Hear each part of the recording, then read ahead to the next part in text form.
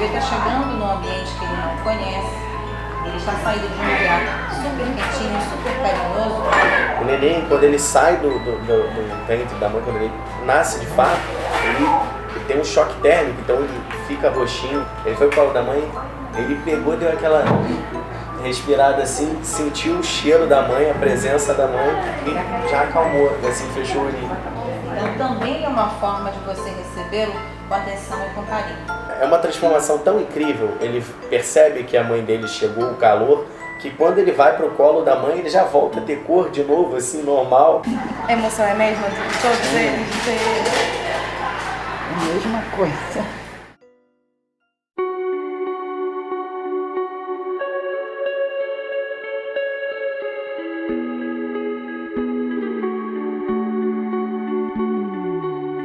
Reflects from your shadow. It is more than I thought could exist.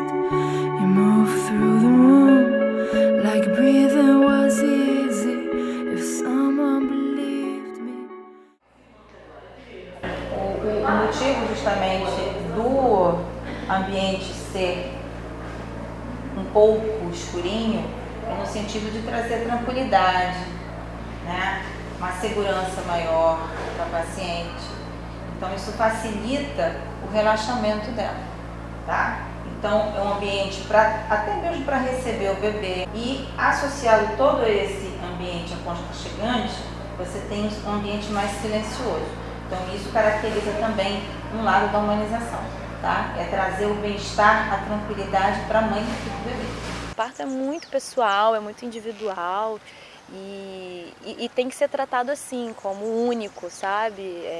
Eu acho que essa é a grande beleza dessa nova forma, é mais antiga, né?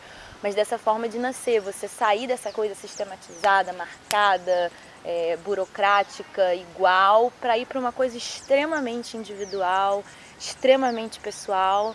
A palavra humanizado, ela diz respeito ao melhor atendimento nessa mãe, que essa mãe encare o trabalho de parto e o acompanhamento dela durante a gestação com mais cuidado, com mais zelo, mostrando para ela tudo que ela tem direito a saber. Nada pode ser feito sem desconhecimento da mãe. Mostrando para ela que ela tem direito a ficar com seu acompanhante, mostrando para ela quais são os tipos de parto que ela pode ter, quais são as vantagens e as desvantagens diante de todos esses procedimentos. Então, isso é a humanização, que é um direito de todos que são atendidos. Foi humanizado, domiciliar, ele nasceu aqui em casa de noite. Eu comecei a ter alguns sinais assim, de que a gente estava um dia, em algum momento, entrando em trabalho de parto, mas não tinha nada muito certo, só tinha uma contração perdida, uma aqui, outra depois. Ele nasceu com 41 semanas e 2 dias. Ela falou assim, Diego, olha só, a Juliana tá sentindo umas contrações e tal, mas vai ser daí pra pior, não pensa que vai ser agora não, porque ainda tá muito levinho e tá muito espaçado e tal. Aí ela falou, vai acompanhando e assim, se cair, né, para baixo de 10 minutos e começar a contração durar mais tempo, com muito mais dor, aí você me liga para avisar, eu vou em casa tomar um banho, comer e vou ficar preparado porque eu acho que deve ser hoje mesmo. Aí eu entrei no chuveiro e falei, vou tomar um banho quente, que aí dá uma relaxada, de repente até diminui a contração, tudo. Mas eu passei muito mal embaixo da água quente, não sei se a pressão caiu, enfim. Eu sentei no chuveiro, ele teve que me ajudar a sair do chuveiro. E acho que eu cheguei a voltar pro quarto e aí voltei pro banheiro. E do jeito que eu parei no banheiro em pé na frente da pia, eu fiquei. Eu não conseguia mais sair dali e comecei a ficar com muita vontade de fazer força. E assim, é uma vontade que não tem como você não fazer força, né? O corpo contrai sozinho, não é uma coisa que você pensa assim, eu vou fazer força. Quando você vê, você já tá fazendo. Nesse momento eu estava no meio das pernas da Juliana. Por baixo, assim. Mandou a mensagem pra Priscila dizendo que eu tava com vontade de fazer força. Ela falou, põe a mão embaixo e fica aí, se nascer você segura. Aí eu foi até o que eu falei, eu nem sou muito religioso, assim, na verdade eu não tenho religião. Aí eu sei que eu comecei a rezar. Falei, ó, pelo amor de Deus, não deixe esse moleque nascer comigo. E eu comecei a gritar, e é uma coisa muito estranha, porque eu não costumo gritar. Na verdade, a minha reação normal é prender a respiração e não emitir som nenhum. Até a hora que a Priscila chegou, e aí eu vi ela jogando a bolsa e entrando pra dizer que tava tudo bem, aí eu dei uma relaxada, aí já começou a doer menos, aí o Diego saiu de trás de mim, ela ficou do meu lado, e eu vi assim, ela com a fralda na mão aqui, e o celular em cima do vaso, digitando com a Maíra, passando o WhatsApp. E aí depois a Maíra chegou e a Marina logo em seguida, e aí eu realmente relaxei. Falei, não, beleza, agora pode nascer, que tá todo mundo aqui, dá tudo certo. Passei por um primeiro parto da minha primeira filha bem tenso, assim, que na verdade eu passei 2 anos sem pensar, sem refletir sobre o parto, sem entender o que tinha acontecido no meu primeiro parto. E com o segundo filho eu conseguia digerir que na verdade eu tinha sido vítima também de violência obstétrica, tinha acontecido várias coisas que não tinham sido legais, e o parto que eu achei que era natural hospitalar, não, estava muito mais distante de um natural ou de um humanizado do que eu imaginava.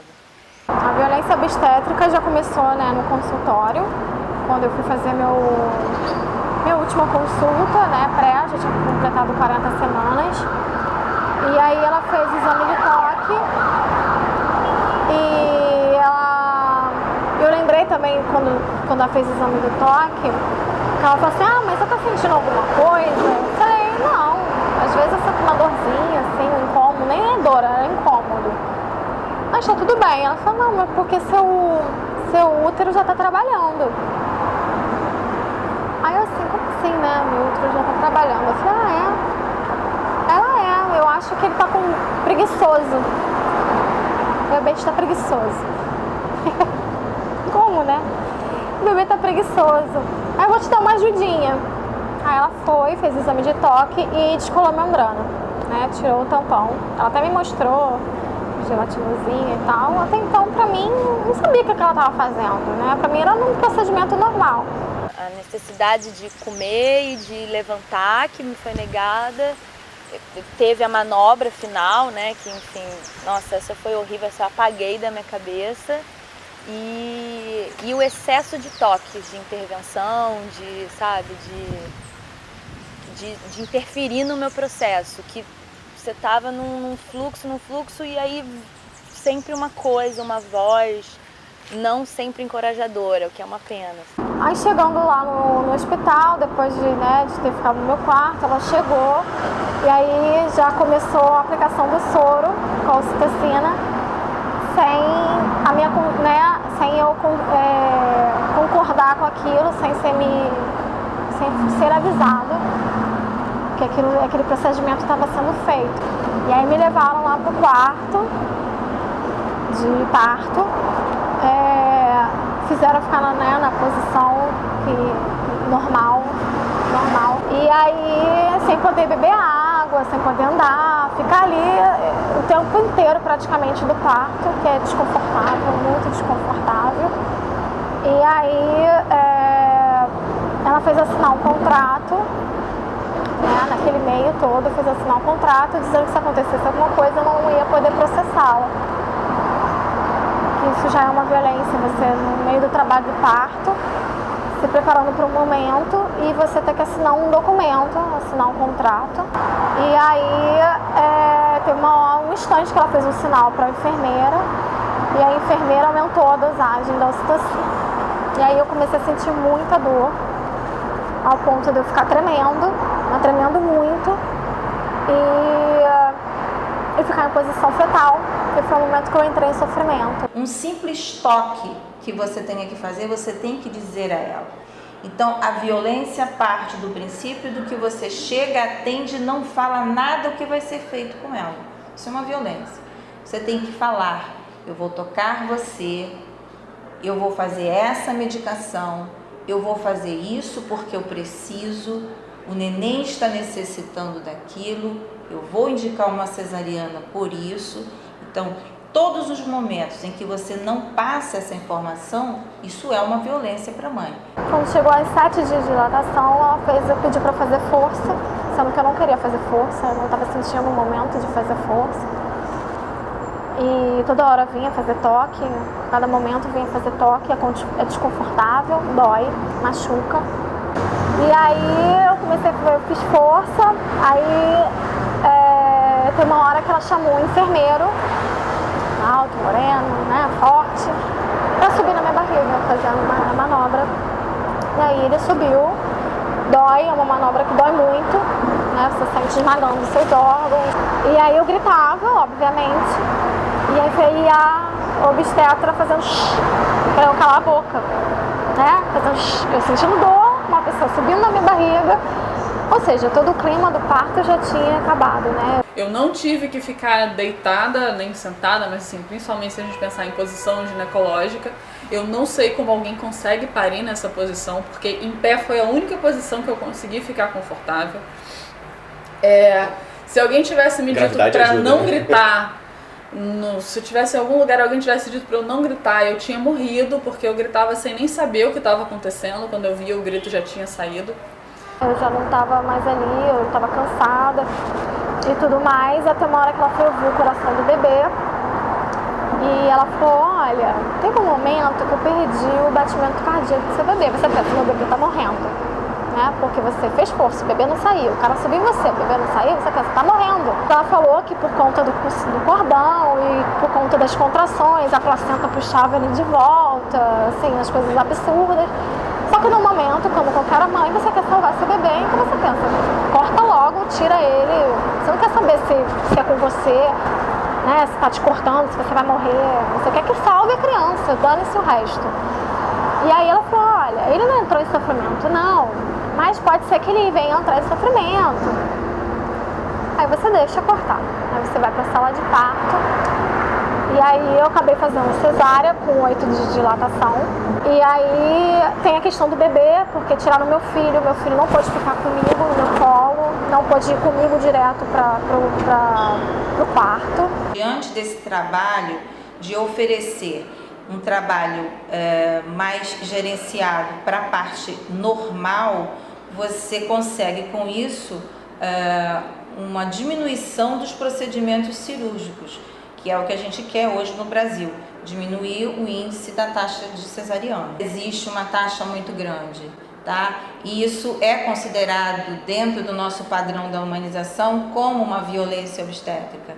Porque se essa mãe, ela pode ter um filho de parto normal, às vezes por uma questão de tempo, de espera, um pouquinho a mais, você trabalhando com ela em termos de relaxamento, em termos de trabalho psicológico em cima dela, mostrando para ela o que é o parto normal, muitas vezes ela te dá uma ajuda muito importante e a evolução se dá de uma forma muito mais rápida, evitando muitas vezes que você entre com um procedimento cirúrgico desnecessário.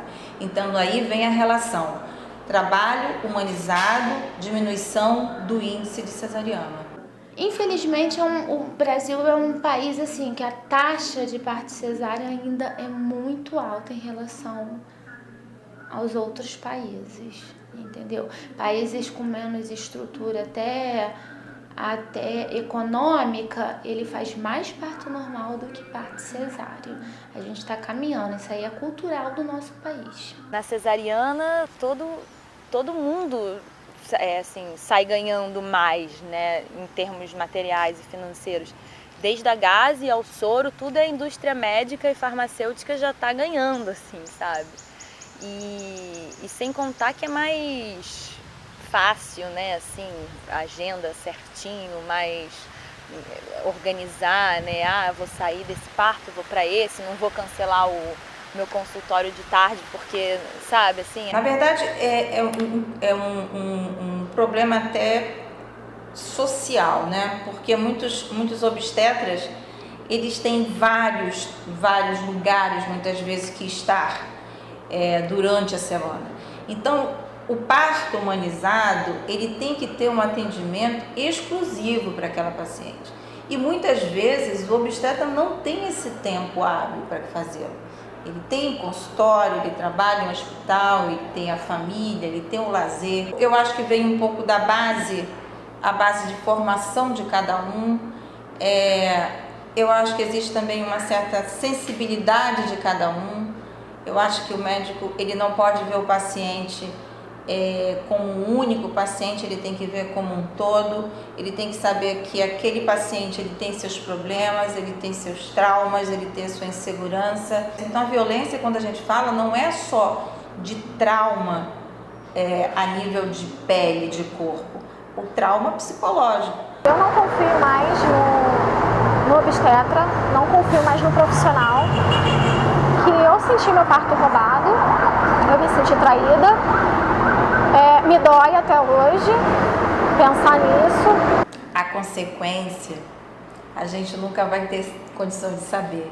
A gente só vai conseguir saber realmente quando aquilo acontecer e ela ter uma visão, tanto do que foi de um parto com violência e de um parto sem violência, um parto humanizado. Eu acho que aí é o momento que ela vai saber definir. O que existe no passado, dentro dessa paciente, ninguém sabe.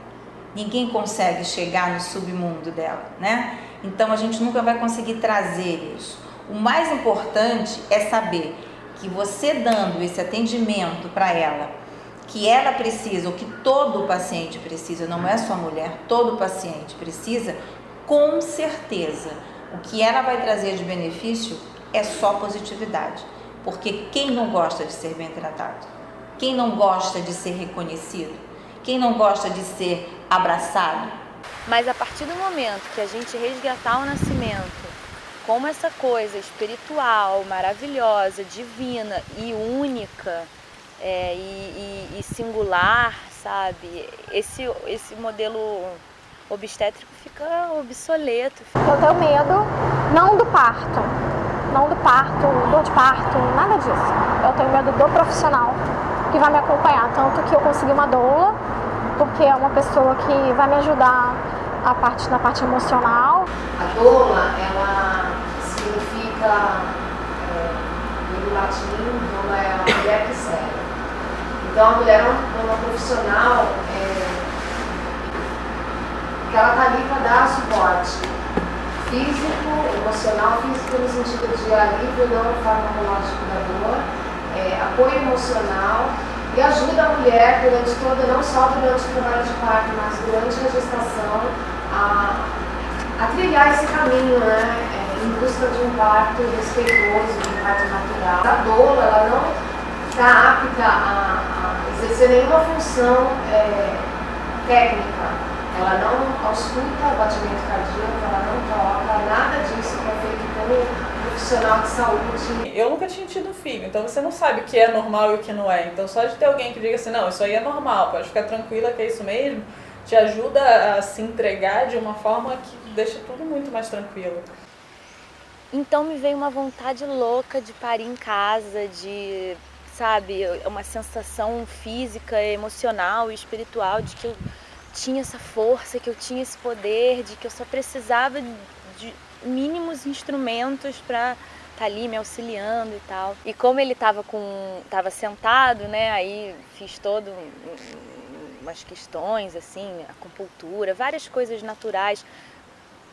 E ele virou, tinha uma volta, e quando ele virou, deu uma segunda volta na circular. Aí eu falei, pare em casa com 2 voltas, realmente, não dá. Não é indicação de cesariana, mas eu achei que seria muito difícil parir em casa assim. É muito importante que a gestante faça pré-natal, porque a gente tem que entender a gravidez, a gestação, ela pode levar até 42 semanas, 41 semanas e 3 dias, e você tem que saber o que está acontecendo com aquela paciente. Está tentando se mudar essa cultura aqui no Brasil de que o parto cesárea ele é melhor porque você não sente dor. A gente sabe que o parto natural, o parto normal, ele é saudável para a mulher e para o bebê.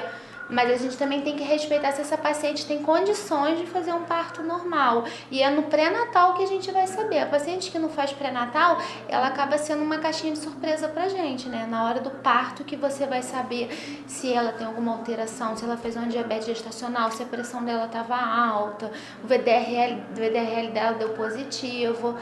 Aí é complicado.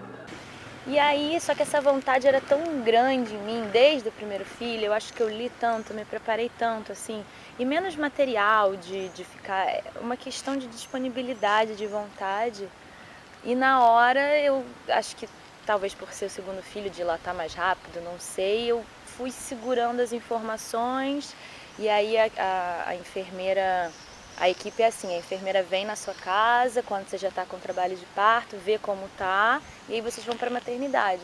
A enfermeira chegou, eu fui tomar um banho e nesse tomar um banho o bebê nasceu, assim, sabe? Então foi meio surpresa, foi um domiciliar não planejado, mas foi maravilhoso, assim, sabe? Sentia a liberdade, estar em casa, foi muito bom. A Artemis, que é uma associação que trabalha pela humanização do parto, construiu junto com o meu mandato um projeto de lei que dá força de lei a uma série de políticas públicas já previstas pelo Poder Executivo, pelo Ministério da Saúde. Esse projeto, na verdade, é fruto de uma luta do movimento social de mulheres pela humanização do parto e pela garantia dos direitos reprodutivos a todas as mulheres. Eu só acredito em uma humanização acessível e verdadeira vindo do SUS, vindo da maneira pública, assim, porque eu tenho muito medo dessa coisa de parto humanizado virar uma coisa de moda, de grife, de elite, sabe? Muitos médicos falam, médicos e pessoas em geral falam, porque é modinha, não sei o quê. Não é nesse lugar, sabe? E nem eu acho que tem que ser nesse lugar. É orientação, a paciente tem que entender, assim, a nossa população tem que entender que o parto normal, ele é saudável, ele é natural. É igual um dentinho de leite e um dentinho que você arranca no consultório do dentista. O dente de leite, ele vai cair, você não vai sentir dor, ele é natural, é porque estava no momento dele cair. Um dente que você vai para um consultório dentário para arrancar ele, você vai sentir dor, você vai sangrar, você vai levar ponto.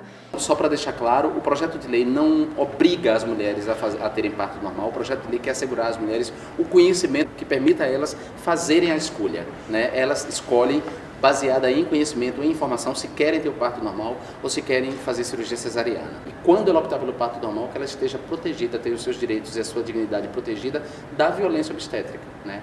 E isso vai muito de uma mudança de consciência, de tratar esse nascimento como uma forma, assim, como uma coisa maravilhosa, divina, e essa mulher como uma deusa que está parindo, assim, sabe?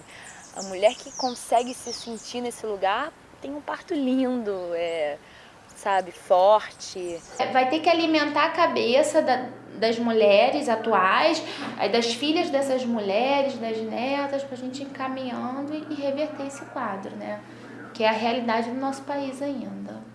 A questão do parto vai muito menos do eu consegui ou não consegui, eu fiz ou eu não fiz, porque as mulheres que tentam muito e às vezes trocam de médico e investem e não conseguem chegar no parto, rola um sentimento de decepção, frustração e uma coisa assim. O que eu quero dizer é que também não existe o parto perfeito, assim, sabe? Então, eu estava super feliz com o meu parto, aí quando eu comecei a ver sobre outros partos, eu, caramba, mas o meu não teve a foto, o meu não teve aquilo, não teve aquilo outro. Então, assim, aquilo que eu falei, não se desligar de um sistema, né, de maternidade, de médico, para não se ligar a outras regras, né. E o parto veio me dando um poder, assim, feminino muito grande, uma vontade de lutar por esse direito pelas outras mulheres e de desmistificar tudo isso que dizem, sabe, que a gente não consegue ou que a gente não tem força.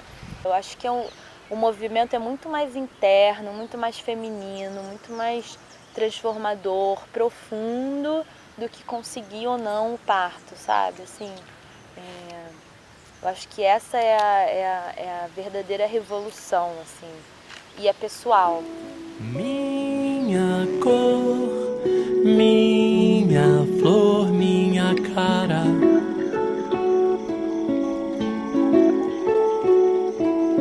Não sei se o mundo é bom, mas ele ficou melhor quando você chegou e perguntou: tem lugar pra mim?